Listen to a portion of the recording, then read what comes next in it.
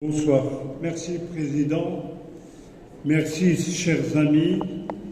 Et si je peux me permettre de remercier mon ami Hamadi Hamidouche, qui est un Meknassi et qui, depuis 50 ans, je rêvais de faire sa connaissance.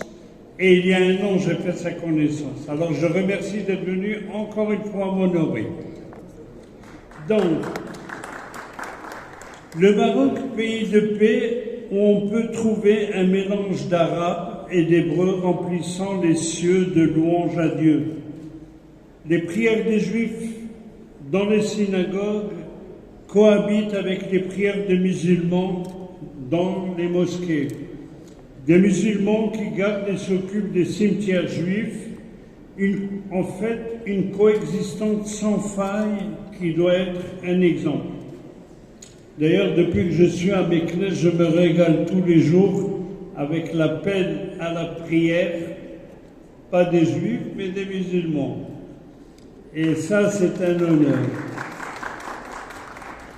Alors que le judaïsme au Maroc, au Moyen-Orient et en Afrique du Nord évoque souvent des images d'hostilité, au Maroc où nous sommes nés et avons grandi dans des familles juives et musulmanes, cette image n'est pas tout à fait exacte.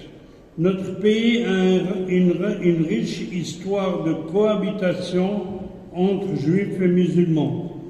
Le Maroc a connu au cours de son histoire un modèle civilisationnel singulier de coexistence, de tolérance, d'interaction entre les adeptes des différentes religions. Il a toujours été un pays précurseur en matière de dialogue interreligieux et au cours des dernières années, le Royaume a pris des mesures importantes pour les renforcer. La Constitution de 2011 reconnaît que l'identité du Maroc a été nourrie et enrichie en partie par des composantes hébraïques. Sa Majesté le roi Mohamed VI, que Dieu le glorifie, a déclaré souvent sa volonté, en sa qualité d'amir al-Mu'minin et de protecteur de la religion et de la communauté des adeptes, de se charger de préservation des droits des musulmans et non-musulmans, sans distinction entre eux. Par cette volonté, Sa Majesté le roi a fait remarquer que les musulmans marocains n'ont jamais traité leurs compatriotes juifs comme une minorité, lesquels étaient présents dans toutes les activités et dans tous les domaines, et en leur permettant d'accomplir leur culte religieux et d'exercer leur confession en toute liberté. Ici à Meknès, on le sait, on l'a vu, et on le sent encore malgré les années qui passent. À peu près à la même époque, Sa Majesté le roi Mohamed VI se lança dans un vaste projet de réhabilitation reflétant son intérêt particulier pour le patrimoine culturel et spirituel de la communauté juive marocaine. Plus de 160 cimetières juifs contenant des milliers de pierres tombales ont été découverts, nettoyés, inventoriés avec des fonds du royaume. Outre les synagogues, d'anciennes écoles juives ont été rénommées avec l'aide du roi. Les noms originaires des quartiers juifs où nombre de ces synagogues se sont installés pendant des siècles ont également été rétablis. Sa Majesté le roi a adressé aussi un message lu par le Premier ministre à la réouverture de la synagogue Slat el-Fasiyin, récemment restaurée à Fès, dans laquelle il s'était engagé à protéger la communauté juive. D'autres lieux de culte, tels que la splendide synagogue Naon du XIXe siècle à Tanger, sont maintenant des musées. La synagogue Etedji à Casablanca, visitée d'ailleurs par Sa Majesté, à Casablanca, donc, a été le musée juif annexe au musée juif du judaïsme marocain, fondé en 1997 par ceux qui croient en un avenir commun entre juifs et musulmans. Et c'est là le moment de rappeler mon ami, le docteur Simon, qui a été le président,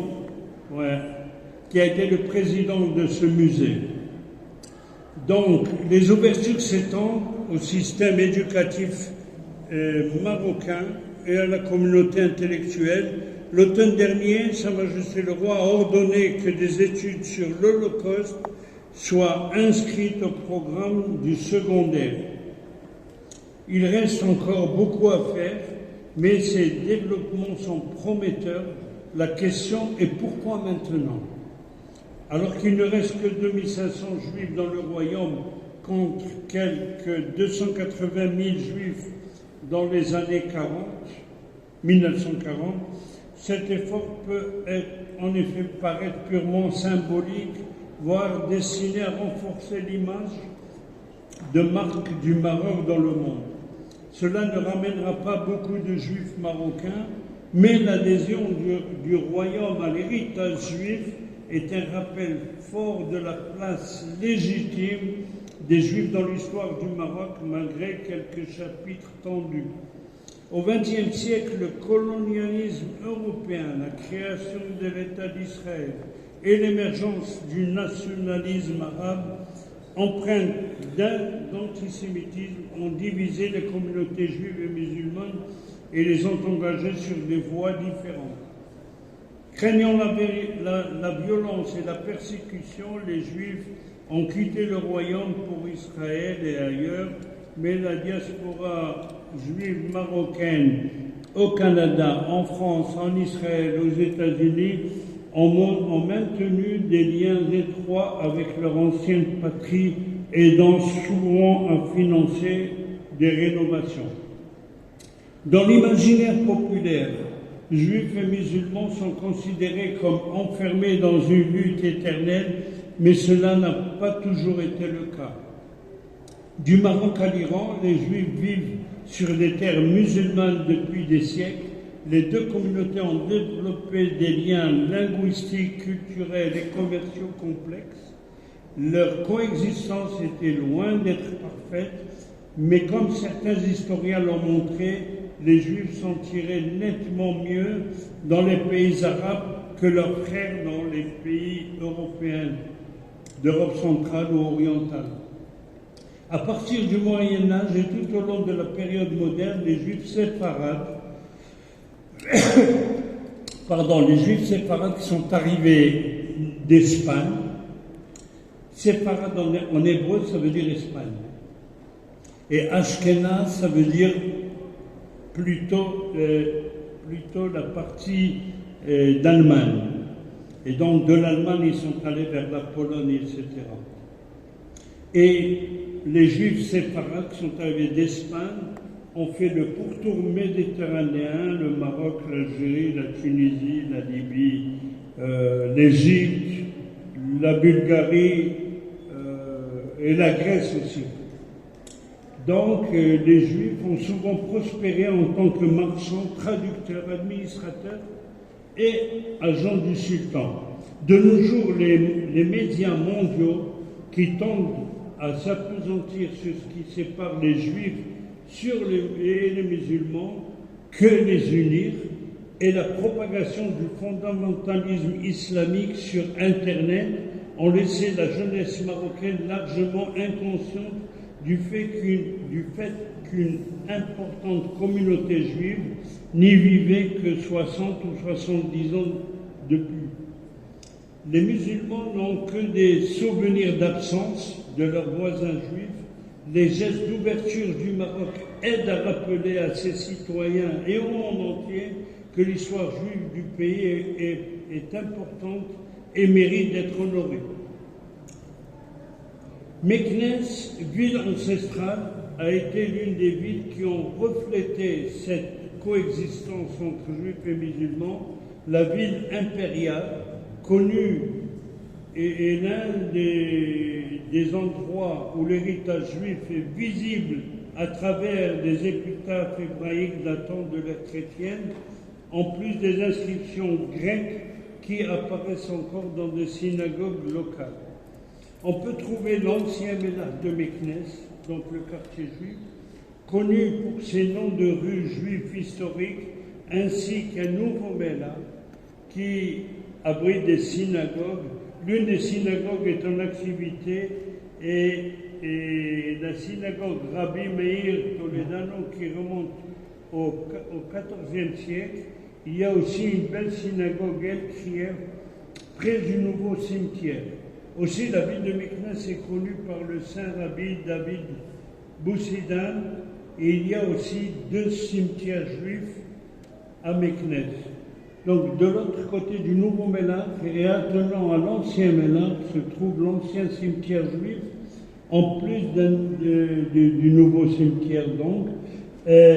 Aussi, Meknes a abrité le Talmud Torah, une école religieuse juive où il y avait près de 1000 élèves et dont le directeur était Rabbi Shalom Messas, que j'ai eu le plaisir et l'honneur de connaître à Casablanca, puisqu'il était à la tête du tribunal rabbinique de Casablanca. Nous savions qu'il venait de Meknes, mais il était accepté à Casablanca d'une façon très importante. Je vous remercie.